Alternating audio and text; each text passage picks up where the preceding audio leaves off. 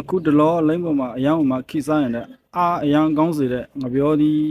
စားနီးပေါ့နော်ဒီအောက်ခင်းထားတာတော့ကွေးတော်ရွက်ပါနော်ကွေးတော်ရွက်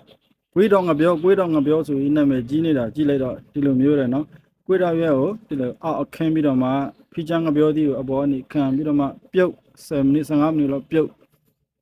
ပြုတ်ပြီးတော့မှခဏအေးခံပြီးတော့မှစားလို့ရှိရင်ကယ်ဆီယမ်ဓာတ်တွေတန်ဓာတ်တွေအယောင်ကျွယ်ဝတယ်တဲ့ပရိုတိန်းဓာတ်တွေဆလင်းချိတ်စရာတော့မလိုဘူးတဲ့နော်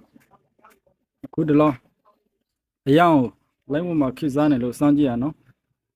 ဒီလိုပြုတ်ပြီးစားကြည့်တာလုံးဝမခါပါဘူးနော်ဝေးတော်ရအရသာဒီငပြောသေးတဲ့လုံးဝမဝင်ဘဲနဲ့အဲ့ဒီငပြောသေးကပို့ပြီးတော့မှစားကောင်းသွားရနော်ဒါပေမဲ့ဟိုလိုချင်တဲ့တာတော့နည်းနည်းပို့ထွက်လာတာပေါ့နော်နည်းနည်းပို့ချင်သွားတယ်လို့ခံစားရတာပေါ့နော်အားကောင်းလားမကောင်းလားတော့မသိဘူးပေါ့နော်အားလုံးစမ်းကြည့်ကြပေါ့